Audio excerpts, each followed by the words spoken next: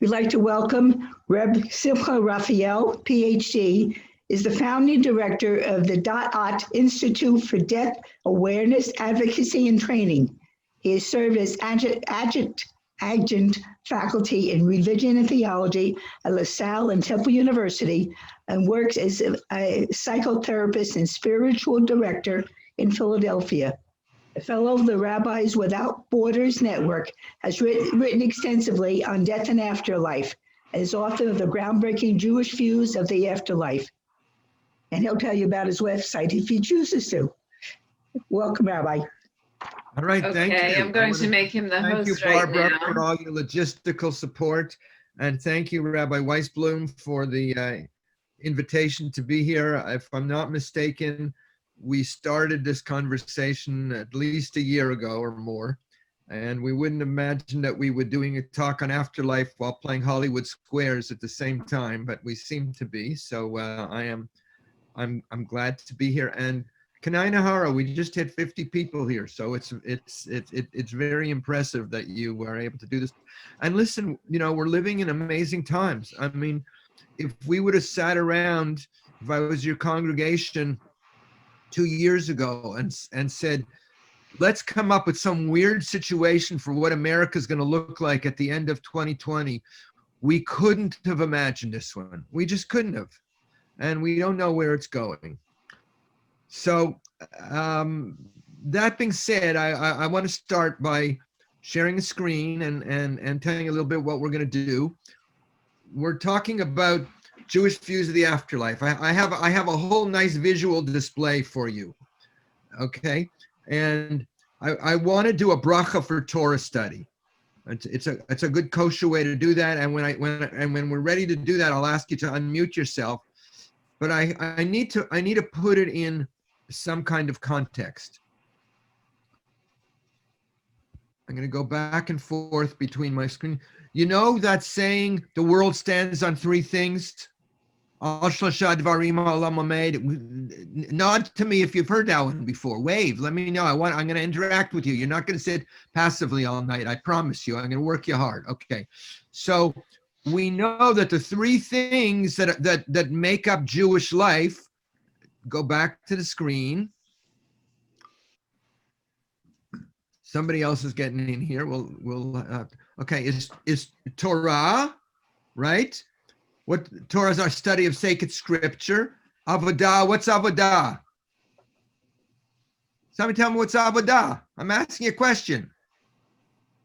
Somebody knows what Avodah is. I give you a, what's this up over here? Service.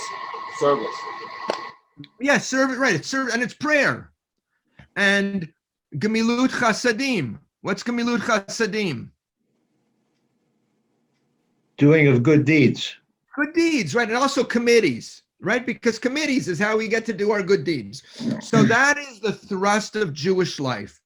But what's less known is that it also refers to the connection between the world of the dead and the world of the living. Okay, and let me explain it, but I'm going to do it in reverse order. What do we do at the time of a yortzeit, the anniversary of a death? Light a candle. We light a candle. What else? Say a prayer. Okay, we say a prayer. We can't put that. Make a donation. You make a donation. You give money to tzedakah. And why do you give money to tzedakah? To get a tax receipt. I know. But why else do you give money to tzedakah? To remember the person who passed away. To remember the person. And there's another reason, and you know, with all these Hollywood Squares, I want to see if I can get it. To elevate the soul of the person. Elevate the soul. The traditional understanding is that our giving tzedakah at the time of a yortzeit helps elevate the soul. The neshama. Right? The neshama's will have an aliyah. Okay. And avodah, prayer, we say Kaddish, you know, obviously it's a good bereavement ritual. It helps people in their grief. But the traditional understanding also is that our saying a Kaddish helps elevate the soul, helps the soul on the journey. And same thing with Torah. The belief is that we can dedicate the merit of our study of Torah for the zchut, for the merit of some other being who has died. So I want to ask you, you can unmute yourself and we can do a cacophony of sounds. I want you to call out the names of people you're thinking of that we want to dedicate our learning to tonight, and then we'll say the bracha together. Go. Okay. Theodore. Hey, Beth. Sam, Ellie. Hey, Beth. Avram Baruch. Yes, Harriet, Benny, Michael, Bernie, Shirley. Harry, Shirley. Solomon. Perla now, Lillian now, Deborah. Bubby. This is getting crowded in a Zoom room. David. Kaika Sura. Okay, and more. To all those named and unnamed, may the merit of our learning tonight be for the sake of the evolution of your soul. And here's the bracha for Torah study. Join me if you know it. So we'll say amen. If you don't, hang on. Okay, so you have it in English and in Hebrew together. Unmute yourself. Let's hear it. Let's hear that wonderful cacophony sound.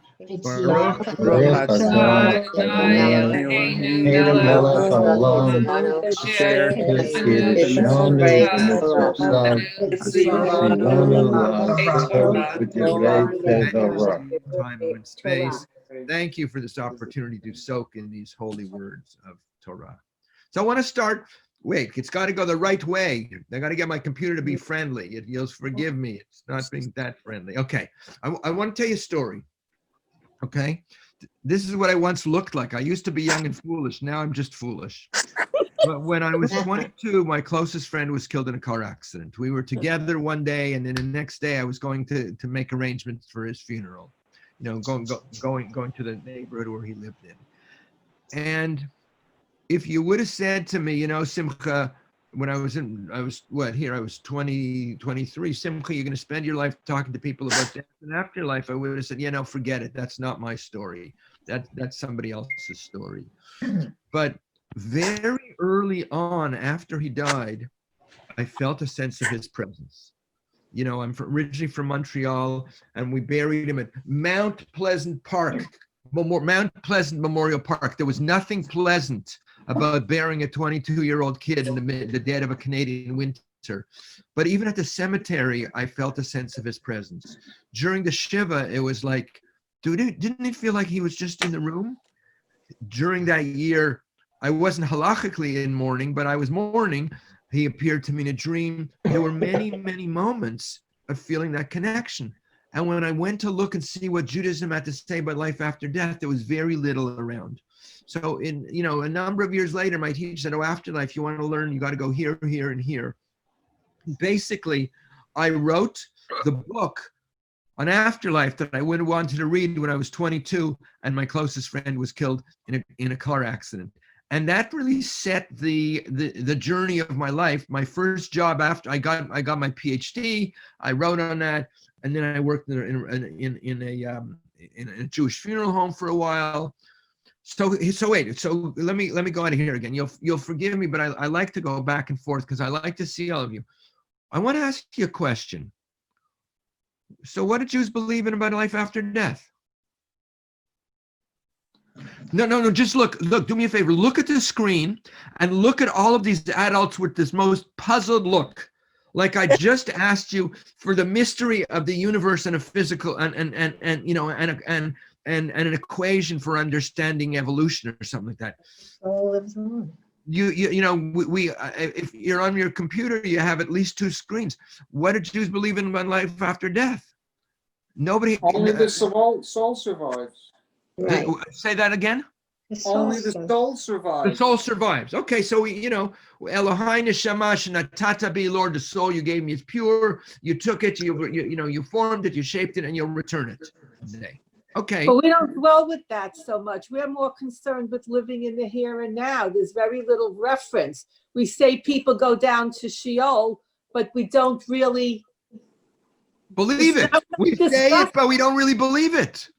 Okay, so you just I didn't catch your name, but would you do me a favor? Would you just read this on the screen for me now, please? Judaism celebrates life in the living. It dwells on life here rather than on the hereafter, as other religions' faiths do. Life is precious, the here and now. Okay, so I have to do a survey right now. Put up your hand if that's what you taught or that's what you heard along the way. Judaism believes in the life and the living. Okay. So here's what I have to do. I have to tell you that it's true, but it's only half true. What's true is Judaism believes in the life and the living. Okay, it's in this world we do mitzvot. There's never a sense of like the world beyond is sexier and and a better time than this world. And even when we talk about the days of Mashiach, it's not like we're going to go to some other heavenly realm. It's really to become Mamlechet Kohanim v'Goy Kadosh, to become a kingdom of priests and a holy nation here in this world, right? So that's the Jewish way. That doesn't mean that Jews don't believe in life after death. That is a mistake of modernity that we got taught because of secularization and modernity.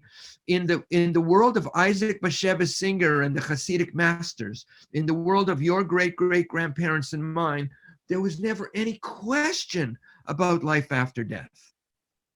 Anyone want to comment? Am I pulling Agreed. Agreed. Right. So how come we lost touch with it? How come how come Jews don't believe in life after death? How can we say, we say here, I'll go back to the screenshot. There's another one here. It's like this. It says, dead is dead. What lives on are the children and the good works. That's what I believe. Right. Mhm. But that's a late 1800s philosophical point of view. That's not, there's nowhere that says that in earlier Jewish tradition. So we've been influenced by modernity, by, what was the name of that famous psychiatrist, Simcha Freud, right? After Simcha Freud, nobody believes in afterlife. Freud says you made up idea of afterlife and ghosts standing in front of dead bodies. After the Holocaust, nobody wants to talk about afterlife. So there I am, I'm 23 years old, and they're telling me Judaism you live on and through the Kinderlach and life here and now. And I keep feeling the sense of this guy's presence after he died. And I was a smart kid. I had already had a degree in religion. So I know the Hindus had stuff about afterlife. The Buddhists did, certainly Christianity, the Native American tradition, and Jews would go sing Yiddish love songs when somebody's dying. So I spent 20 years, and in a sense, what I'm going to share with you, I spent 20 years reading on afterlife and writing the book. And what I'm going to share with you are some of the I would say the central ideas that I came up with. So we're going to read some texts. We're going to talk. Anyone else comments, questions? I want Excuse me, Rabbi. Yeah, please. Rabbi, when you're talking about life after death, you say you feel someone standing there. You're not talking about Olam Haba, the world to come, right? I mean, talking Very about. good question. Okay, so we have this notion of Olam Haba. And if we were doing this class on rabbinic views of Olam Haba, I would confuse the hell out of you. Oh, that's how lousy expressions take. I would confuse the heaven out of you, because sometimes Olam Haba is at the end of time and history, the days of the Messiah, and sometimes Olam Haba is what happens right immediately after death. We inherited this confused idea. So there's a guy named Nachmanides who was a contemporary of Maimonides. He was a later contemporary of Maimonides, and they sort of sent email back and forth. And Nachmanides says when Maimonides is saying Olam Haba, he's talking about a future world. But I want to talk about Olam HaNeshamot, the world of souls. And we don't have that in our everyday language. But really, the Kabbalists, and that's what we're going to do tonight. We're going to look at a little bit what Kabbalah and Hasidism has to say, filled in much more on Olam HaNeshamot, the world of souls. Comments, questions? I did my homework. I got nice pictures to show you, but I want to interact with you. So if you have questions, by all means, everything you ever wanted to know about the afterlife but never had a chance to ask is what is the subtitle tonight. I have a comment, if I may. Please. I heard a talk by a Chabad Rebbitzin, Chaya Teldin, and her subject was, and I love the title, Life After Life. And, you know, a lot of the women were not happy because they didn't like the subject altogether. But as I remember, I think what she was saying was how much That's what made I return. on. Somebody is chatting. If you're chatting and you're not on mute, please mute. Go on. Are you talking to me? No. Yeah. Keep going. I think, as I recall, it's how much lives on of the person who passed in us, and things we say and things we do and things we repeat and the behaviors we are, that the life goes on. I think it's been a long time, you know, but I love that Jews are title. very good on memory. Jews are very good on memory. Good. Okay. So what in a way, what I want to really say is if we learn about afterlife, how is it going to help us live more fully in life? That's really where I'm going with this. That, Okay. you know, I know there's the other world and there's the promised land of South Florida, but that's a different conversation. Okay, so here's what we're going to do. We're going to look at Kabbalah is sort of the mystical commentary on Jewish traditions, and then we're going to look at a book called the Zohar. The Zohar is it's sort of like a midrash on Torah. And then we're also, you know, well, here's what Kabbalah does. I can't hear it. You can't hear me? I don't know why.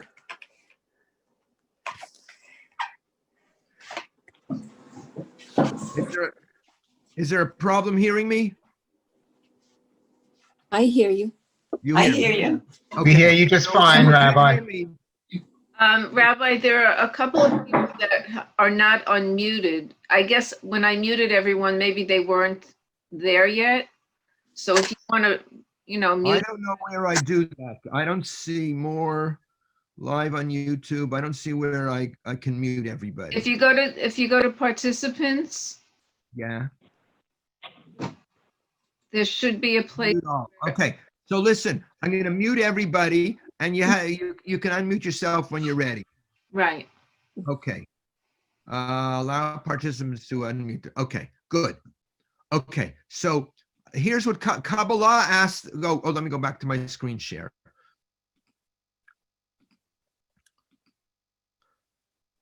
Kabbalah asked the question, how is the universe created? You know, it's a big question. What's the nature of the soul? And what happens to the soul after death? So we have that whole legacy. By the way, I'm taking you to, do you have your passport? Because, you know, even in COVID times, we're not traveling much, but we're going back to like 12th, 13th century Spain. Okay, so we're gonna time travel. I didn't tell you in advance, so I hope some of you don't get travel sickness. But we're gonna go and we're gonna interview the Kabbalists, and we're gonna ask them what they thought about life after death. And the answer to the questions are already on the text that I'm going to be working with tonight. And then we're going to look at the Hasidism. Okay, the Hasidim took Kabbalah and they brought it to the masses, right? What's Hasidism? Unmute yourself. Tell me, what's Hasidism? Besides the guys in Borough Park selling diamonds. They were the followers of the Baal Shem Tov. And it was a populist movement. Kabbalah was more of an intellectual, philosophical movement about the mysteries of life. It didn't quite get mass, you know, it didn't quite make it, you know, to the masses very widely. And then Hasidism takes the ideas of Kabbalah, and in the 1700s, in the 1800s, 1900s, it brings it to the illiterate masses throughout all of Ukraine and Lithuania and White Russia and all of that. So much so that in 1900, the nephew of the Gera Rebbe was in the Polish parliament. You know, that's yichus. That's mainstream. So what Hasidism does is it takes the philosophies of Kabbalah and it teaches a lot of it through storytelling. So in a second, I'm going to get up and I'm going to tell you a good Hasidic Maisa, a good Hasidic story about afterlife, and then we'll look at the texts and we'll mix in a little bit of contemporary psychology and a little bit of Jewish death rituals. And in the next hour or so, you'll be able to say you know everything that you need to know about life after death. Okay, you with me? Let's see if I have another Okay, I don't have, it's actually, so let me see. I had so much fun doing this. Okay, so here's, you're getting repeats because that has to do that. Okay, so here's what, okay, so that's Hasidism. Okay, so let me tell you a story. Okay, let me tell you a story. Let me see, I have to stand up to do this. You can't tell a Hasidic story sitting down, okay? You just can't. So this is a story told of Reb Elimelech of Lezhensk. Elimelech of Lezhensk was one of the early and great Hasidic masters. And he had a friend who was a great Torah scholar. They used to study Torah together.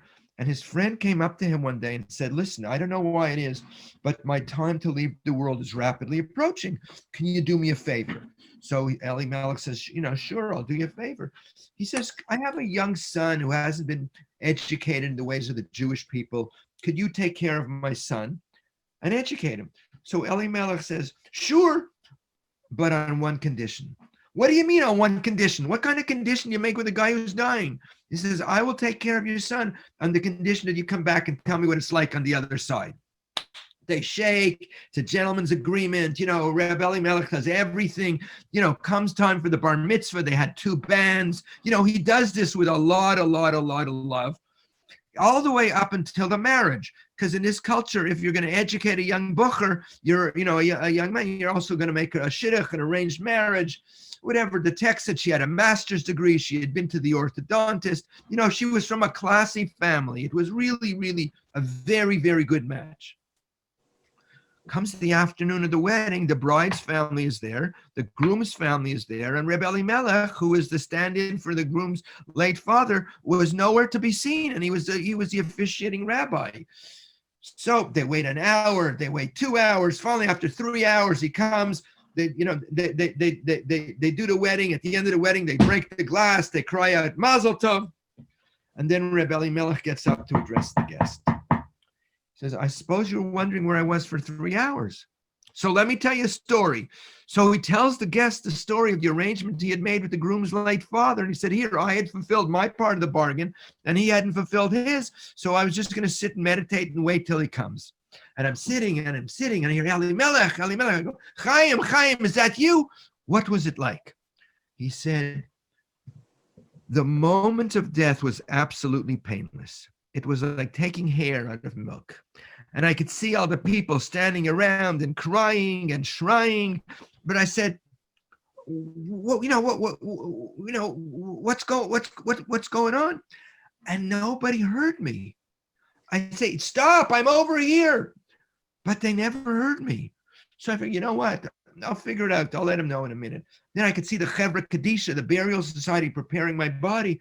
And I said, well, you're wasting your time. I'm right over here. But they couldn't hear me. They couldn't see me. You know what? I figured I'll come back after a while and tell them that I'm here and it'll be okay. I could see the Chevra, I could see the funeral procession carrying my body. I'm being buried. Everybody leaves. And then I have this burning desire, I have to get back home. And I'm starting to dig out, and it's starting to thunder and to lightning. And I'm thinking, you know what, I have to go back. No, maybe I should stay here. No, maybe I should stay here. I have to go back. And I realize I have to build a raft to get across a raging river. And I'm going, do I go? Do I stay? Do I go? Do I stay? I get so confused, I cry to help. And all of a sudden, I see before my eyes this great being of light. And this being of light says, don't you know? You're no longer in the world of confusion. You've entered the universe of truth. And instantly I could see a panoramic vision of every single deed I've ever done in my life. And I'm to stand for judgment. And the judgment comes down that basically I've been a God-fearing man. Basically, I try to serve my creator. So I don't enter into Gehenna, purgatory. In Jewish tradition, there's not an eternal damnation, but there's a purgation. But I could have more fully lived my destiny. I could have more fully served my God. I certainly could have paid my synagogue dues on time. So I don't enter into the heavenly Gan Eden, the Garden of Eden. So what's going to happen to me, I say? So I'm assigned a resting place in between Gehenna and Gan Eden. On one hand, I see the lofty heights of Gan Eden, and my soul aspires to higher and higher levels of being. On the other hand, I see the torments of Gehenna, and my soul is cleansed of further defilements. And there I stay. Now, it says in our tradition that on Shabbat, all souls are released from Gehenna. And the first Shabbat comes, and I enter into Gan Eden, and it was fantastic. It was sublime. It was blissful. Then, at the end of Shabbat, the messenger from the heavenly tribunal says, come on, you have to go back to your resting place in between Gehenna and Gan Eden. I said, forget it. I like it here. I'm going to stay here. He says, no, you have to go. I said, look, I studied Torah with Reb Elimelech of Lezhensk. You know, I have a little pull around here. You go to the heavenly tribunal, you tell him I'm going to stay here. So the messenger goes and comes back from the heavenly tribunal and says, it has been determined on high that you shall rightfully take your place in Gan Eden eventually. But it's also known that while you were alive, you made a promise to Reb Elimelech, and and if you can't fulfill that promise to Reb Elimelech, you can't rightfully enter into Gan Eden. So Reb Elimelech is telling everybody this story. And he says, so I said, come on, let's go. We'll make a l'chaim at the wedding. Come on to your son's wedding. He said, where I'm going is so sublime, so blissful, I can't wait a second any longer. So you go to that wedding and you make a l'chaim for me, and you tell everybody at the wedding to tell everybody they know the story and to make a l'chaim for me, and ask them to tell everybody they know the story and to make a l'chaim for me, and to tell everyone they know to tell everyone they know the story and to make a l'chaim. So I want to say l'chaim, l'chaim, l'chaim, and I share with you that story exactly as it was first told to me. And that, my friend, is a model of the afterlife journey of the soul. And we're going to swim in that. We're going to look at some text. Anybody want to comment on that story? See, because what the Hasidim did was they took philosophy and they brought it to the masses. So if we had time to just look at that story, I could show you that some of the images in that story are really right out of our tradition. You'll see soon. Whoa, you just disappeared. Comments? Anyone? Okay. So here's how I want to parse this out now. I want to say like this. Teachings, the way we think about afterlife depends on how we think about life and death. You still with me? Right? Mm-hmm. So in the Western model, you know, Freud says standing beside a dead body, loved beings, invented spirits in afterlife. The philosophical view is, is that consciousness is firing of neurons of the brain, and what happens when the brain stops firing? You're dead. Dead is dead, right? And Stephen Hawking, the scientific worldview says consciousness is an epiphenomenon of the brain. So if this is your worldview, I'm not trying to sell you belief, okay? If we were in the same room, I would try to sell you my book. You can go to my website and buy it there, or you can go to Amazon.com. It's called Jewish Views of the Afterlife. But I'm not selling you belief, but I at least want you to understand what Judaism has to say. And then I think we all have to make up our own meaning around dying and death. So that's one view, the materialistic view. It's going in the wrong direction. Okay. In Christianity, there's this notion of original sin and heaven and hell. So you have two choices. If the elevator goes down, what does it look like? Unmute yourself. Unmute yourself. You're going to say something. Smoking hell. Hell, right? Right. And if you go back up? Heaven. Beautiful heaven. Heaven, peaceful, cloudy. Okay, so here's what I need to tell you. You know the clouds? It's because they let you smoke at the bar. Now, in Judaism, to be a human being is, here's my only fancy word, a biopsychocosmic continuum. Think of it. Mm-hmm. We're bodies, we're physical bodies. We have emotions, we have thoughts, and it's somewhere in the Jewish understanding of the Kabbalists, we're interconnected to the universe. Look at this on the right side. This is the Yud Hey Vav Hey, but look, instead of it being vertical, this is the feet, the heart, the midsection, the arms, and the head where we're connected. So while we're alive, we're an amalgam of body, emotion, mind, and spirit. You with me so far? Mm-hmm. In death, for the Kabbalists, each of those realms separate and come apart and go through a journey. So that when we talk about afterlife in Judaism, it's not a location. The fundamentalists want you to think heaven and hell is a location. Okay, my son went to Indiana University in Bloomington, and when I would drive from the airport to Bloomington to Indianapolis, there was a sign on the road. It said, "Avoid hell, repent." And I always had to pull out my GPS to make sure I wasn't going to make a wrong turn. Okay, so the fundamentalist view is very much you go up, you go down. The Kabbalistic view is that life is a journey, and after death, we continue to go on a journey. Remember way back when we used to go to AAA and get a triptych? Mm-hmm. Right? My kids don't even know how to read a damn map anymore. You know, with the age of GPS, they don't know how to read. They don't know how to read a map at all. So here is what I'm going to do. You know, today, well, okay. So this is what it, body, emotion, mind, spirit, and cosmos in this model. And here's the triptych. My chart. You have this chart. But if I put it in the chat before. But this is the journey of the soul after death. We are body, emotion, mind, and spirit. And I'm going to tell you what happens after the body, and what happens to the emotional schmutz under the rug, to being able to see God and to be able to re-merge with God.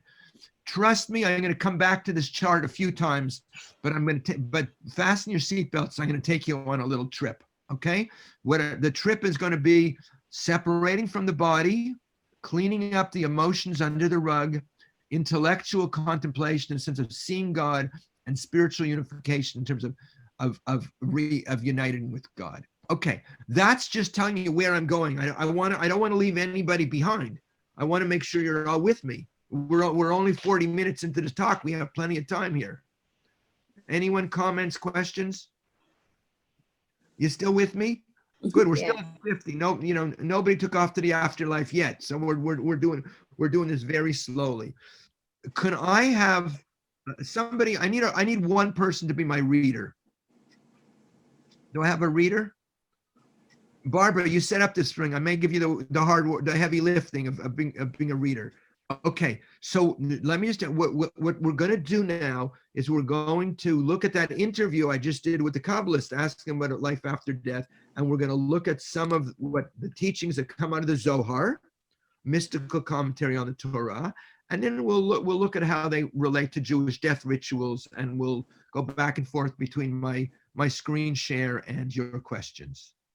Comments, questions, anyone? What you have to say is just as important as anything I have to say. So by all means, feel free if you have questions. Okay. So here we're going next. Hang on. Takes 3 clicks. Okay, Barbara, this is the first one, and this is one of my favoriteest images. But hang on, let me just I got to move this away. Okay, go.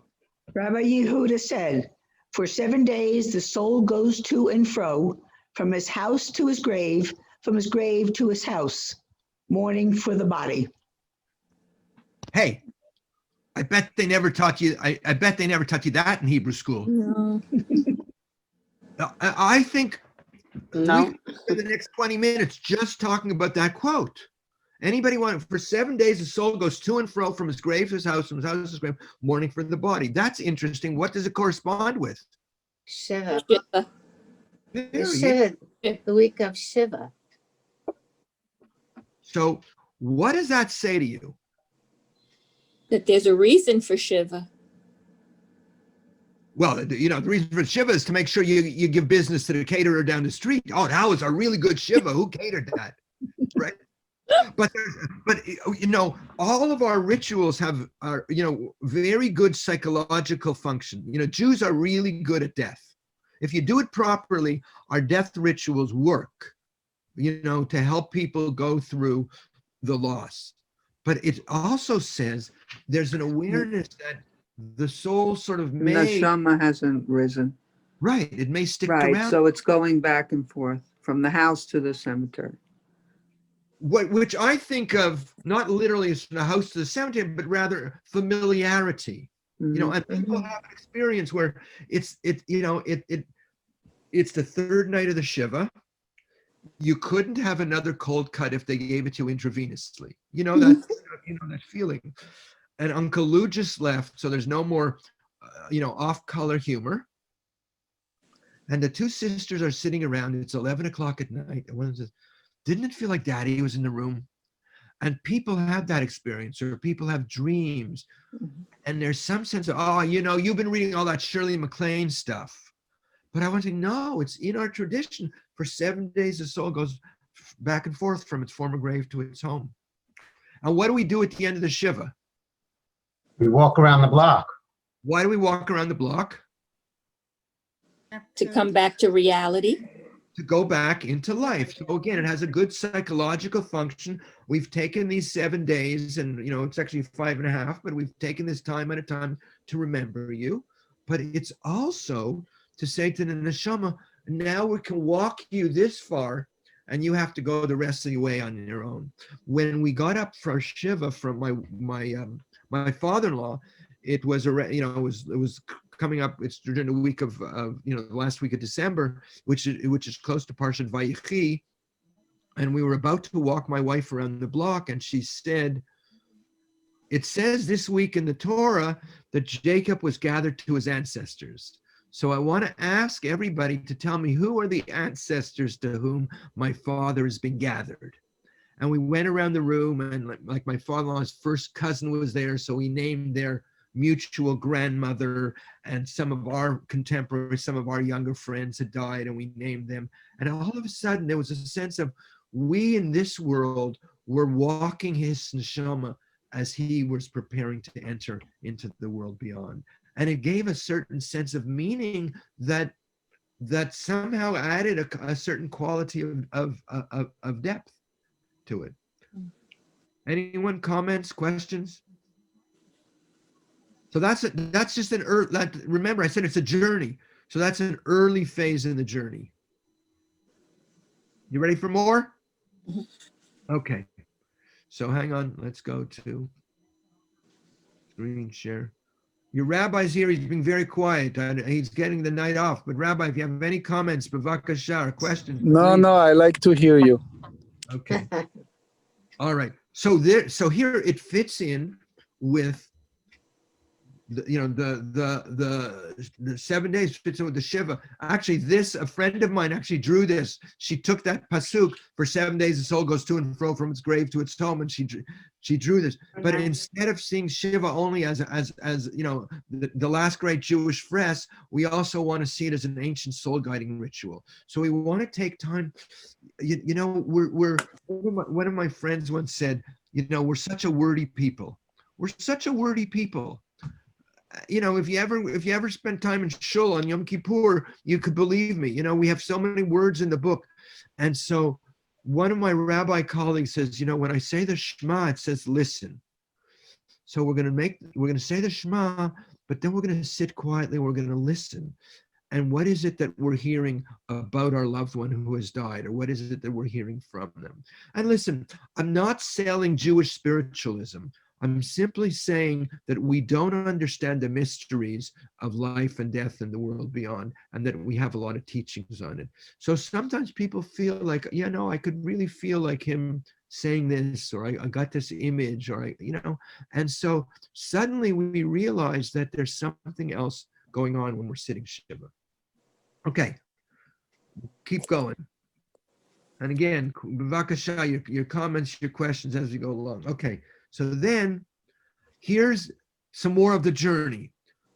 you ever hear about near-death experiences? You know, those experiences where people are pronounced clinically dead and later resuscitated. So you remember that movie years ago? The first near-death experience movie was Warren Beatty and Heaven Can Wait. And then there was Flatliners. My favorite is Defending Your Life. You know, Ghosts. There's so many of them. So we're going to see there's the Mishpacha shows up, the mythic beings, the heavenly guides, and life review and judgment. So let's see what the texts say. Somebody else. Okay. Barbara, can you see the bottom over here? Right. Rabbi Shimon said, "Have you seen today the image of your father? For so we have learned that," I can see the word there, "hour of a man's departure from the world, his father and his relatives gather around him and help them and recognizes them, and likewise all with whom he associated in this world. And they accompany his soul to the place where it is to abide, Zohar." Okay, so again, they never taught you that one in Hebrew school, but it says that it seems to be that in dying, people are able to recognize deceased loved ones. And the stories that the nurses are telling more and more in hospice about people showing up, it's uncanny. It's uncanny. You know, there's a guy completely riddled with cancer. He says, "Oh, my brother, my brother, my brother." He runs across the room, and you know, now they're a little more compassionate. But they strapped this. I knew the story because I was working in hospice. They strapped him down, give him Thorazine, and then he dies that night. I had a client, a bereavement client of mine. She said she was sitting at her mother's bedside, and her mother looks up, and her mother was dying. Her mother looks up and says, "Oh, Mom, I never introduced you to my daughter." The dying woman has a vision of her deceased mother, who she's introducing to her daughter, sitting right there. And I want to say it's in our tradition. At the hour of a person's departure from the world, his father's relatives, his grandmother, you know, gather around and they accompany him to the place that it was to abide. So who do you imagine being there for you? You know, my mother was 10 years old when her father was killed in a car accident. So, you know, I wasn't around then, by the way. But we always spoke about him, and I come to this stuff multi-generationally. So after my father died, I said, "Ma," she was 80. I said, "You know, you might see your father one, you know." And she just lit up. Like, I mean, she would not have seen her father since she was a 10-year-old girl. I said, "Daddy, I can't promise he's going to be there. He probably got stuck in the customer service line at Home Depot, you know, because that was my father. He was always late. He was always at the hardware store on Friday night instead of coming in Shabbos dinner on time." So I said, "Well, I'm not sure Daddy's going to show up on time." Anybody have a comment, a question, a story?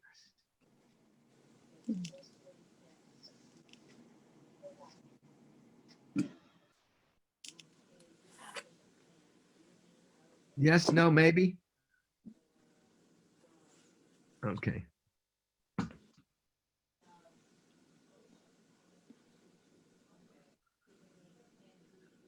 Somebody else. Oh, no, Barbie, you're my reader.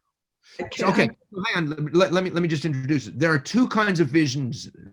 One is the Bubby Zadie, Mommy Daddy, sort of the familial beings. But then the other one is sort of, I call them the mythic beings or the ancestral guides. So please read this. "When a person departs this world, he sees many strange things, his way, and meets Adam, the something man." The first man. Okay, "sitting at the gate of Gan, ready to welcome all who have observed commands of their master." I'll give you a break. Somebody else read the second and third one on this page. Just jump in. Sandy? The time of a person's departure is the great day of judgment, for the soul is separated from the body, and no one leaves the world before seeing the Gehenna. Okay, and the bottom one. And with the Shekinah, there come 3 ministering angels to receive the soul of the righteous. Okay, so this stuff replicates the near-death experience literature. In the near-death experience literature, the Hindus see Krishna, and the Muslims see Muhammad, and the Buddhists see the Buddha, and the Jews see. The Shekinah. Actually, it's somebody from the Federation. I want to say, busy if you're paying attention. So the Shekinah, it's interesting. We don't have a very good visual iconography. Like it said Adam, and we don't, if I said the Buddha, you get an image of the Buddha. If I said Jesus, you get an image of Jesus. We don't have a visual iconography of art because of the prohibition against images. So we don't know what Adam looks like, right? The Shekinah is interesting. Modern Jewish feminism notwithstanding, Gehenna is not a woman rabbi with tallis and Birkenstocks. Though if you looked online, www.shekhinah.com, you would actually see something like that, right? The Shekinah is more of a luminescent being. So for the rabbis, it says, when we will be in the world to come, we will have the crowns of glory of the Shekinah on our head. It's some sense of almost like a luminosity, like a being of light. But I don't know exactly how this works, but I have to tell you a story. This story just really, really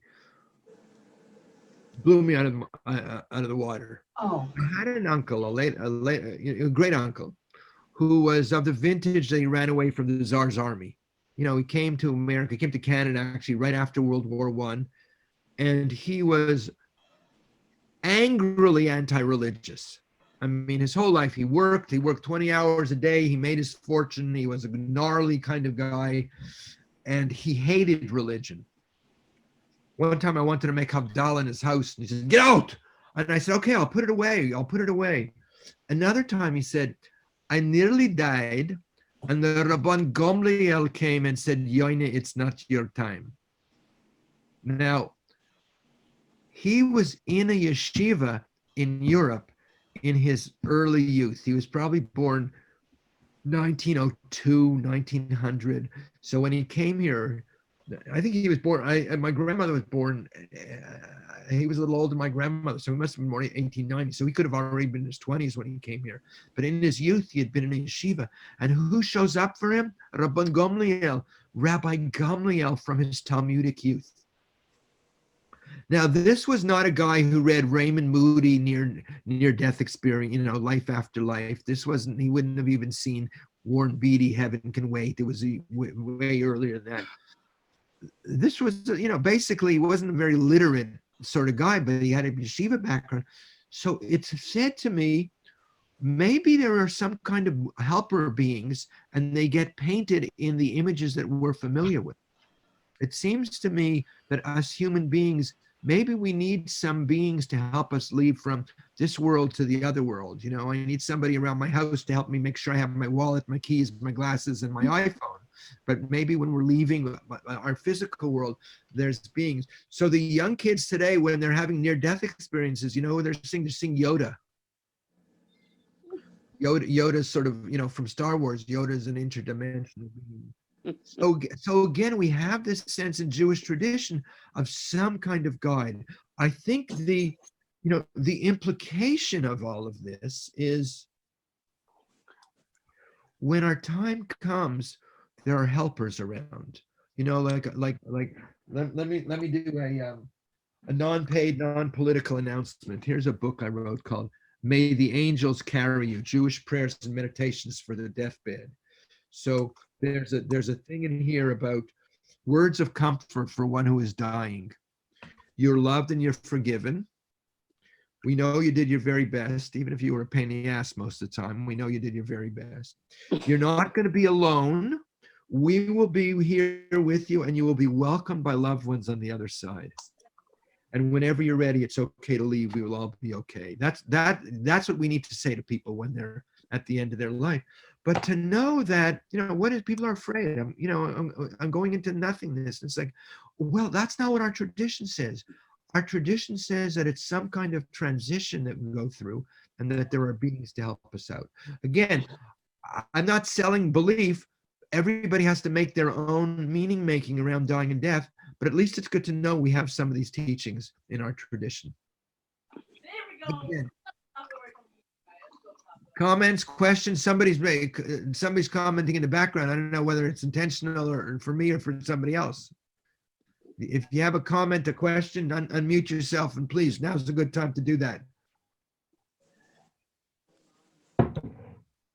You're quiet. It gives me anxiety. I don't know whether I'm, okay. You ready for more? Yes. Okay. So we're still in the early phases of the journey. Then there's this one. Barbara, you're back at work. When God desires to take back a mere spirit, all the days he or she has lived in this world pass in review. So we have that phrase in our culture, I saw my life pass before my eyes. We have the near-death experience report where somebody has a life review. And listen, today, there's more resuscitation technology available than any other point in human history. If you read about some of the state-of-the-art stuff being done in death and dying today, sometimes there's too much of it.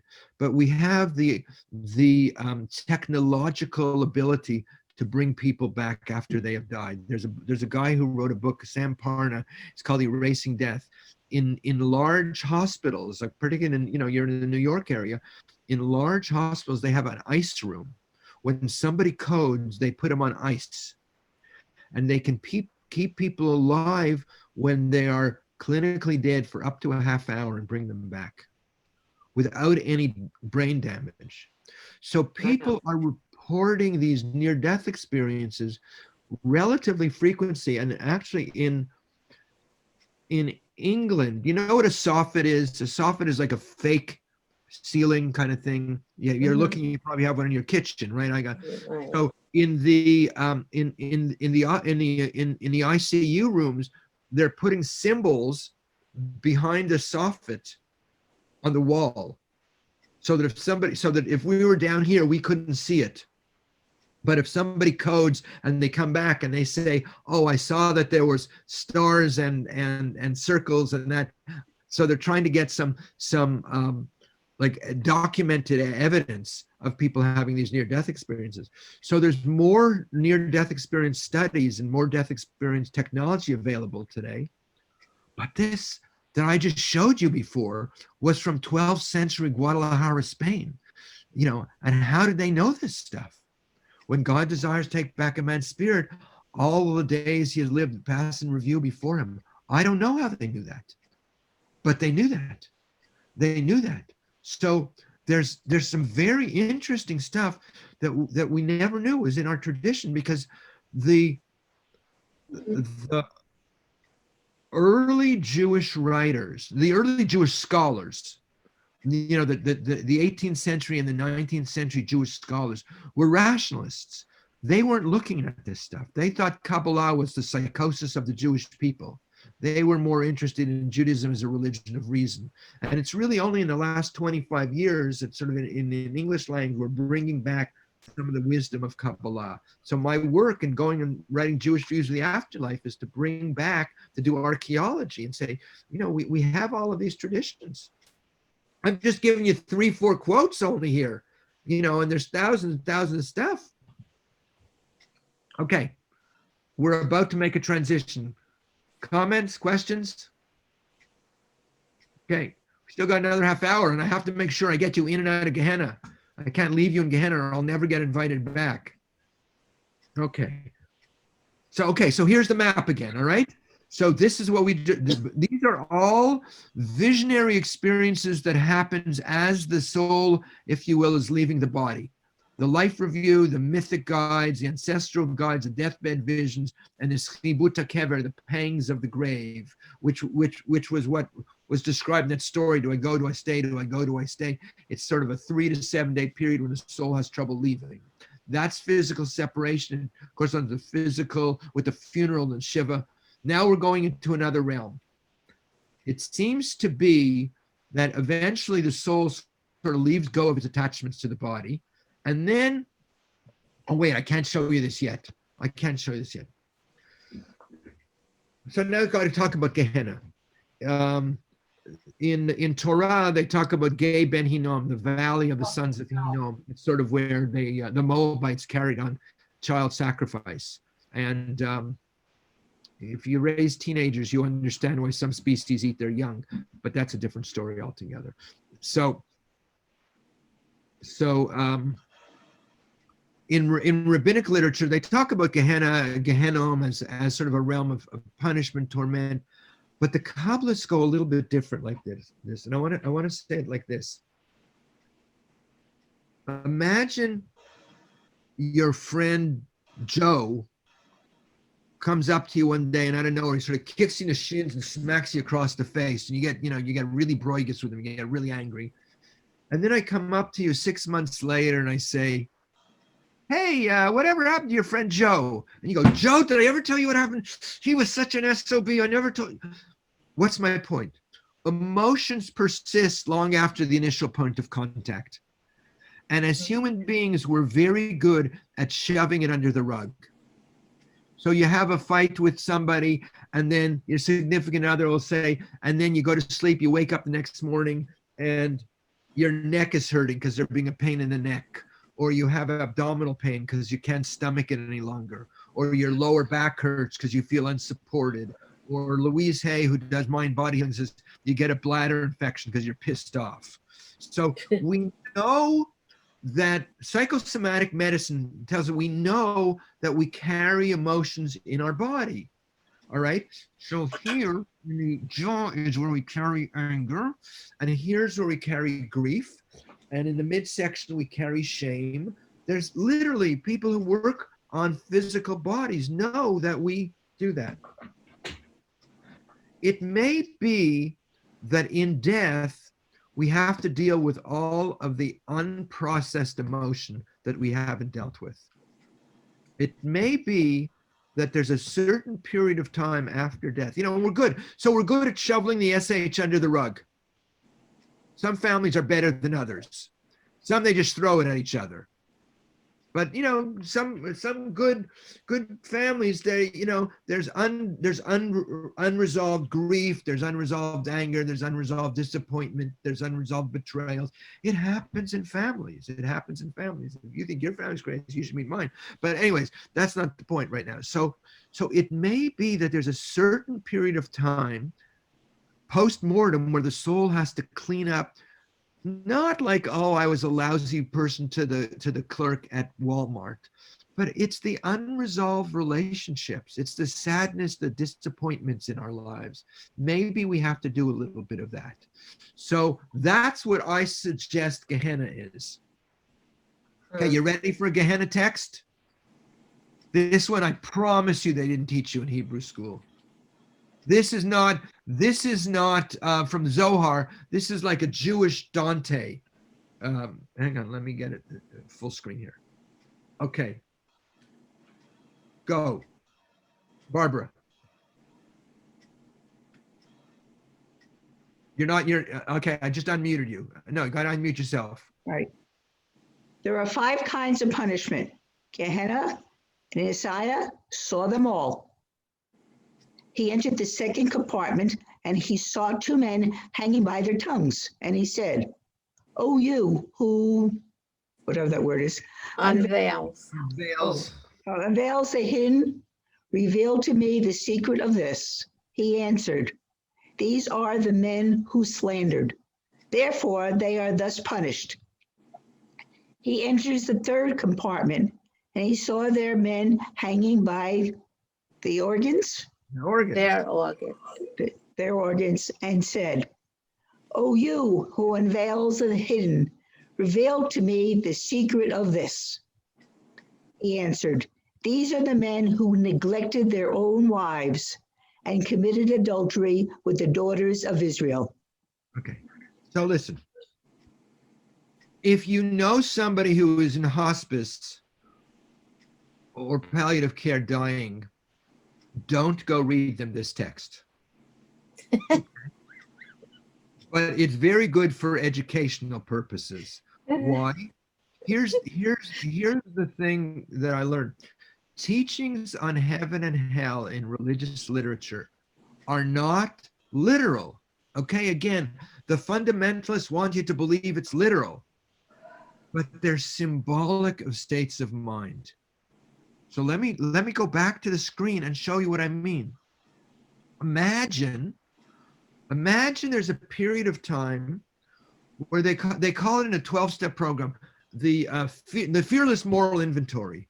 Imagine you have a chance to look yourself in the mirror, unadorned, without being defensive, and look at your life and see all the times that you shot from the lip and were verbally abusive to people. It might feel like hanging from your tongue. What would it be to look in the mirror and see all the times you acted with impropriety in your intimate relationships and you caused pain for other people? It might feel like hanging from. So suddenly, Gehenna in the old model is based on medieval torture. Okay, literally, you know, there some of the scholarly stuff around this. You can see what was done in European culture and what was done in Sephardic culture, because there were different implements of torture. And I absolutely know what medieval torture looks like because I raised two kids in the same household, and I saw what the older one did with the younger one. It was clearly a replication of medieval torture. Okay, but the newer model is not the medieval penal colony, but rehab. You know, rehab is like you go for a month, you go for 2 months, and you look at your life and you see the way in which you caused pain in other people. It might feel like hanging from your tongue. It might feel like hanging from your organs. So Gehenna seems to be a kind of process of cleansing, of cleaning up the unresolved stuff in life. And you know what? The whole purpose of doing this learning is we want to clear up our schmutz while we're alive. You know, I want to be able to call my sister-in-law and say, you know, remember that terrible fight we had? I'm sorry. Right? I'm sure a few of you have one of those sister-in-laws somewhere along the way. You know.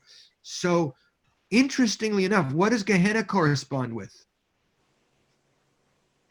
We'll have to go back to that model here. Yom Kippur, Rosh Hashanah. Well, you know what? Everything is, we're always doing tshuva. That's right. We're always doing tshuva. We're always doing, but here, Gehenna corresponds with the Kaddish.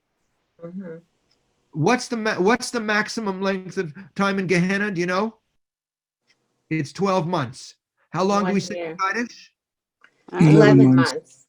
Why do we say 11 months if the maximum length of time in Kaddish is 12 months? But is that bad?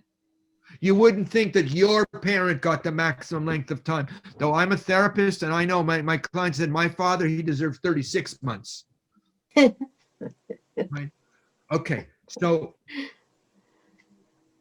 what our tradition teaches is that our act of saying Kaddish has the potential to redeem souls in Gehenna. And I say, what the hell does that mean? Okay, let me see. I can go on to speaker view for a second. Let me see how that works. Now I'm in speaker view. Okay, so I want this is called my Kaddish Gehenna rap. Okay, I have to stand up again. Let's see if we can do this. It's, you know, there's some limits of sitting in front of a computer, but this is a conversation between, I'm going to say it, between a son who's saying Kaddish and his deceased father. Okay, it's the first day of saying Kaddish. The guy comes into shul. Rabbi, you probably had people like this along the way. Yit kadal v'yit Kadash. You SOB, you didn't leave a life insurance policy. You liked your work more than your kids. And now I have to say these stupid words that don't say anything about death. And the response comes back from the other side and says, and you were a pain that took us. You were a hard kid to raise. You were always busy with your friends. You didn't make my life any easier. You were really a piece of work. And then it's the second month. It's the third month. You know what, Dad? You know what I realized? I didn't know you. I had no idea who you were. And the response comes back and says, you know what? I didn't know me either. What did I know? I was taught to Machaleben, you know, I got married at 21. I had my kids at 22. What did I know? Now I've had a few months since I've died. I've been thinking about this and getting to know myself a little bit more. It's 5 months, it's 6 months. You know what, Daddy? I never heard you say I love you. We never said that in our family. I never heard you say it. And the response comes back and says, look, I never heard it in my family, and I'm really sorry. Do I love you? Yes, I love you. I'm sorry that I didn't communicate that. I really am. I'm seeing I made a lot of mistakes here. It's 8 months. It's 9 months. You know what, Daddy? Today, I don't know. I just really, really miss you. Today, I really, really missed you. And the response comes back and says, I really missed you. I missed you. I made mistakes. And I'm sorry. I hope you can find a place in your heart to forgive me. And it's the last day of St. Kaddish. And I don't think it goes so simply, but it's a process. Yit Kadal v'Yit Kadash. You know what, Daddy? I needed to say today, I love you and I forgive you. And the response comes back and says, look, take what I gave you and make the best of it. And I bless you. Take the good stuff, let go of the rest, and I bless you on your journey. And that's the year of St. Kaddish. And is that redeeming souls from Gehenna? I sure as hell think so. You know, what I've tried to do is psychologize it. But what happens when people are St. Kaddish? What happens in their mourning is that they're unbinding the complexity of relationships. You know, while we're alive, we have very complex relationships. And so Judaism has this thing about Gehenna is saying there's a chance to, if you will, to do some healing. Anybody want to comment on that? That's you know, if you fall asleep for the rest of the talk, you got my pièce de résistance in this I have talk. a question. Yeah, please. What if you have these days, people, well, before COVID, people were having shortened shivers. They only sat for certain hours. Right. You don't know if people say Kaddish for their parents for an entire year or the 11 months. What happens to the souls of their parents then if people aren't sitting shiva for the full week or they're not saying Kaddish for the year? Well, look, what then? You know, somebody asked, does a soul wander around lost forever? I have a feeling there's beings on the other side that are helping souls. You know, if you hook up with your family, you know, so my mother went to see a psychic. She says, I see her husband. He's with a whole group of people and they're singing and they're dancing. And my father's family were like all entertainers and you know, and that. So I think that we're as souls, we have other contracts and connections and that. And, you know, I'll say to somebody, look, if you can't say Kaddish every day, at least take 3 minutes out of your day and make it your Kaddish time. Make it your Kaddish time. You know, my wife would do her morning exercises. Me, I would just get tired watching her doing her morning exercises. That was good enough for me. And then she would say Kaddish for her father because she was only, you know, in those days, you know, we had kids were around and it was hard to, so she would go to shul on Shabbos, but during the week she would say a private Kaddish. You know, so I think there's ways of honoring that. I don't recommend 3-day shivas. I tell people that if you don't do it, if you don't give yourself that time, it's going to catch up with you later. But it's true, people are doing that. And part of the work I'm doing in teaching is also re-educating people because a lot of people don't know. Mm-hmm. A lot of people don't know. Anyone else? Comments, questions? Somebody's speaking over here. It says Suzanne, but I don't know if you're talking to me or you're just talking to somebody else. Do you have a question? No, okay, good. Anyone else? So Gehenna is 11-month period of time of kind of processing incompletion. Now, what's interesting, what's coming up next is Gan Eden, and then something called Shorach Chaim. But I'm down to 15 minutes. But the reality is, I have adequately represented Jewish tradition because the rabbi said a lot more about Gehenna than they did about Gan Eden. There's a book called The Legends of the Jews. It has it's 7 volumes of midrash, and if you look in the index, in the index on table of contents, it has heaven and hell. It has 3 times as much as hell as it does on heaven, because the rabbis were ethicists. The rabbis weren't predominantly philosophers and metaphysicians. They were saying, avoid Gehenna, do mitzvahs. They were their challenge. Their imperative after the destruction of the temple was to help people live a meaningful Jewish life. So even all this afterlife stuff, it's not that I want to teach you about afterlife, it's that I want to teach you how to live life. I want to teach you how to have completion in your mourning process and be able to understand the thread of connection between the world of the living and the world of the dead continues. Okay, so stop me with questions, but I'm taking you now into the heavenly realms. So here's the map again. Let's get there. Was it a question? Okay, so it's leaving go of the attachment to the physical body. It's clearing up the emotional schmutz under the rug. And then Gan Eden is harvesting the totality of our spiritual evolution or spiritual acquisition. You know, it's like, how much money do you have in your spiritual bank account? So they say that there were 7 realms of Gan Eden.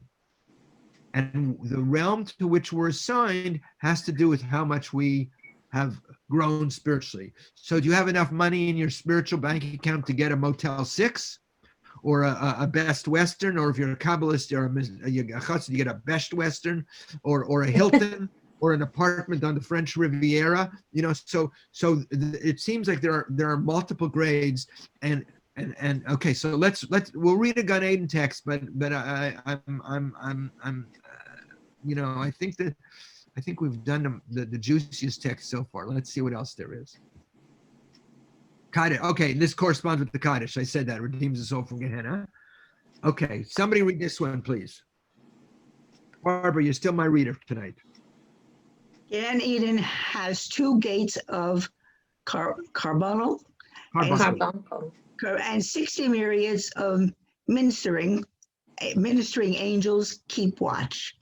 Each of these angels shine like the radiance of the heavens. When the righteous person approaches, angels remove from him the clothes in which he had been buried, and clothe him with 8 robes of the clouds of glory, and place upon his head 2 crowns, one for the precious stones and pearls, and the other one of gold, and place 8 myrtles in his hand, and praise him. And they lead him to a place full of waters, surrounded by 800 species of roses and myrtles. Yeah, so I'm not, you know, I mean, it's very heavenly, and I'm not sure what to do with all this, but the main thing here is that they remove one's terrestrial garments and then they put on one's celestial garments. You know, so while we're alive, we're in our celestial garments. You know, I'm putting on more winter clothes these days, right? And the celestial. Who we are and our identity and how we live and who we're relating to. And it may be that in the journey, at a certain point, you're finished. You know, I'm Simcha, I'm from these parents, and I'm born in this age. But the neshama is even more than the Simcha-ness or this particular identity. There's something more. So there is that realm they call Gan Eden. But what's interesting is it corresponds with the Yortzeit. We have a tradition that Isaac Luria says reciting Kaddish at the time of Yortzeit elevates the soul to a higher sphere in Gan Eden. it's traditional. The Hasidim make a l'chaim and say the neshama zal haben an aliyah. So there's some place where Yortzeit almost is like a window that allows the souls to sort of like peek in and say hello. I remember it was my father's Yortzeit and his birthday. Today is his birthday, and his Yortzeit was nearby the end of St. Kaddish.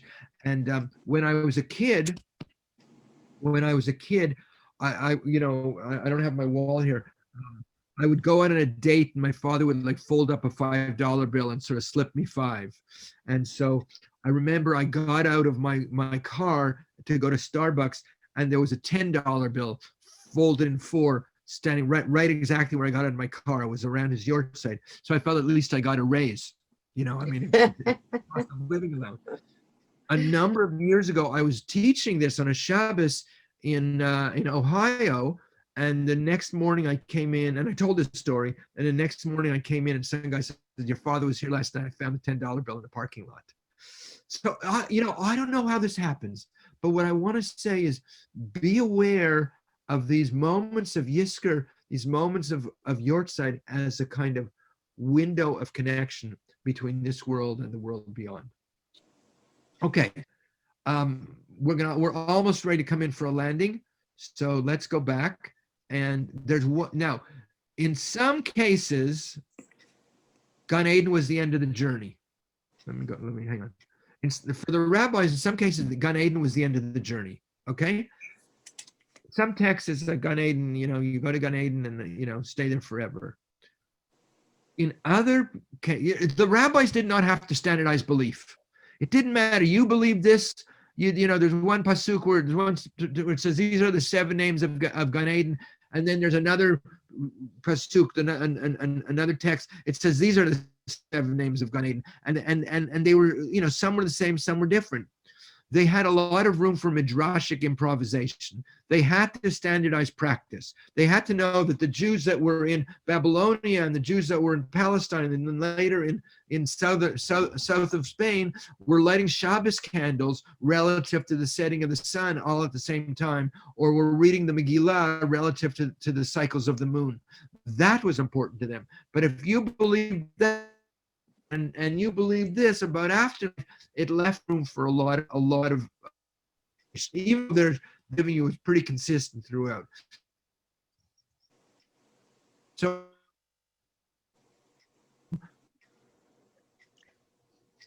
okay, so here we're gonna go back. Now, are you with me? I just said my internet is unstable. Are you still? Am I still there? Are you? Yes. Yes. You still see me? Yes. Back. Right. Okay. So let me do this quick so I won't lose it. So Yisker, not to the picture. Tzror HaChaim. We do this. We say it in the El Malay Rachamim, and we also say it. We say it. There's 5 letters on a tombstone. Have you ever seen it? Yes. And we sort of do it like this. Rabbi, with all due respect, I'll put on my rabbi voice. May her soul be bound up in the bond of life.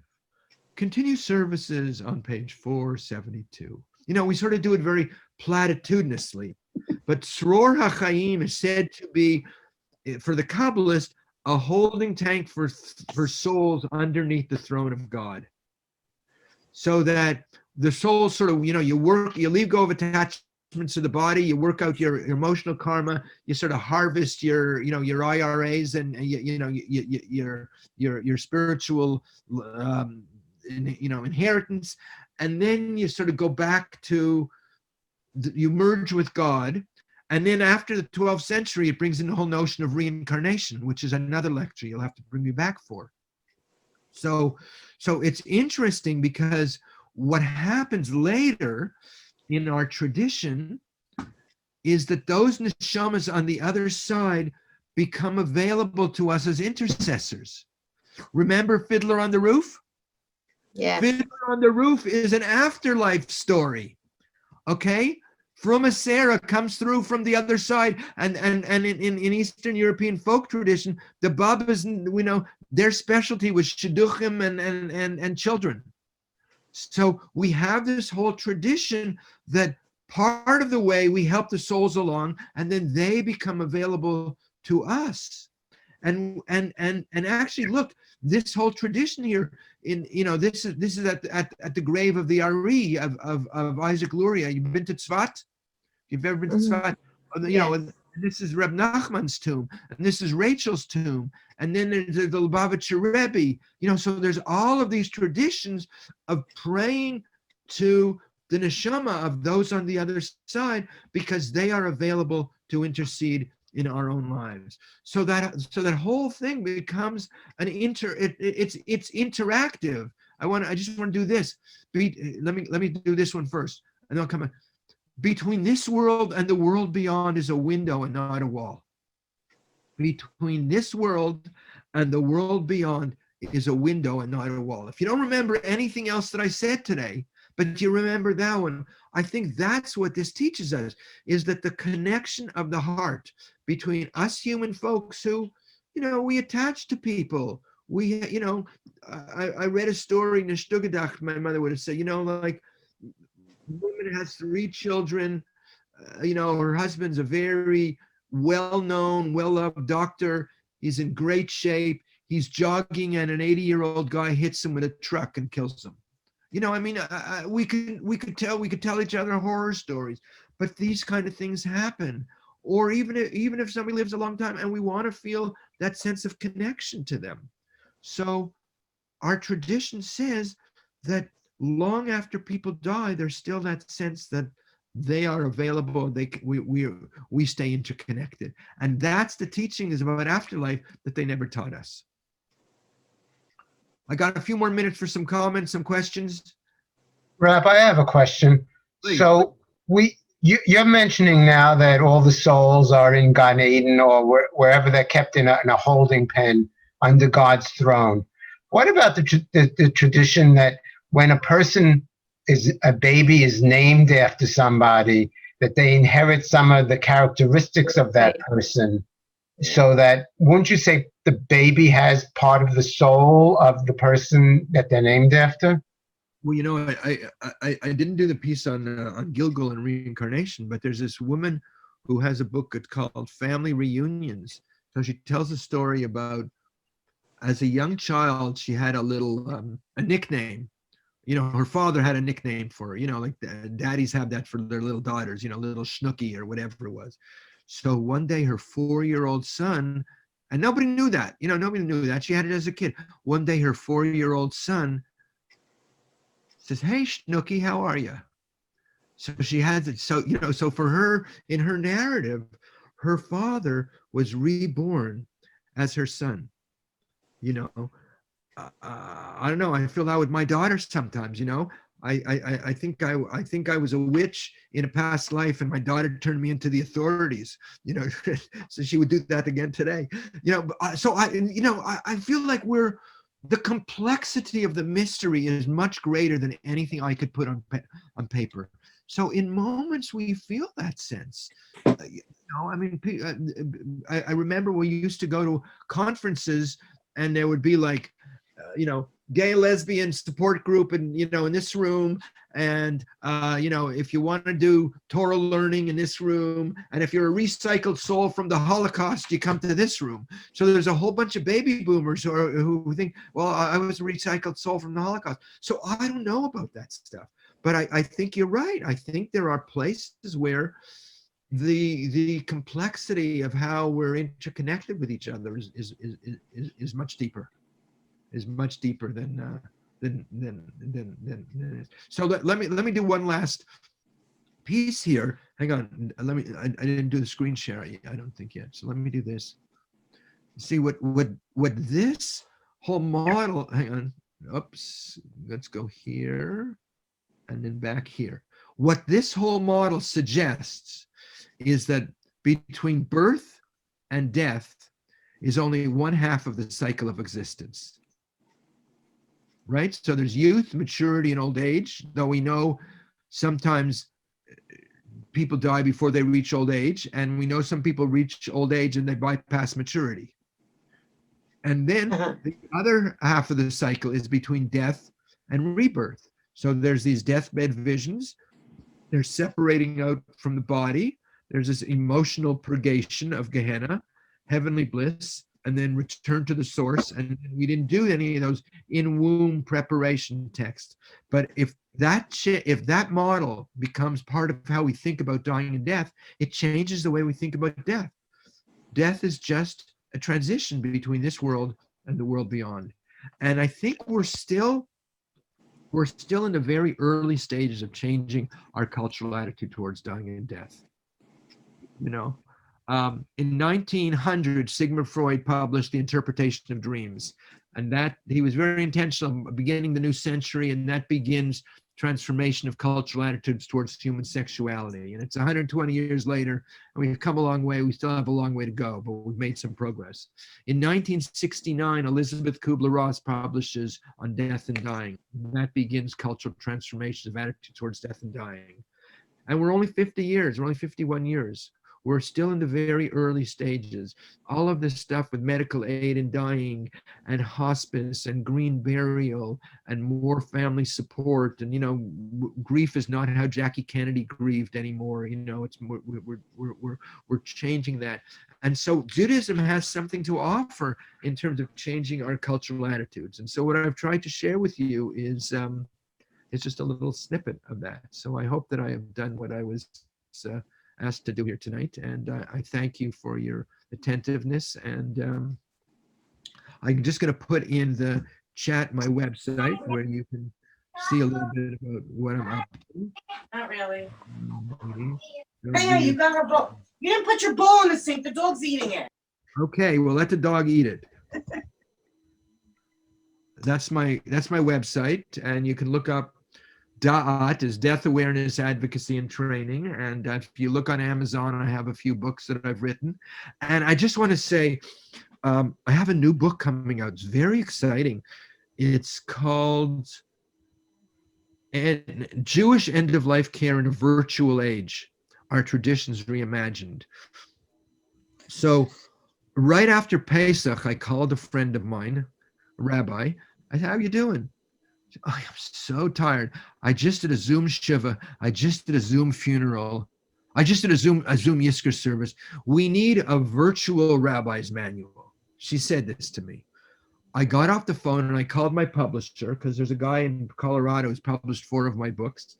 And I said, I want to do a virtual rabbi's manual. He said, we don't want it only to be for rabbis. We want it to be for anybody for families and for people who are doing spiritual care. And I don't want you to talk about Zoom or Facebook. Let's talk about audio-visual conferencing and social media platforms, because who knows how long these are going to stick around.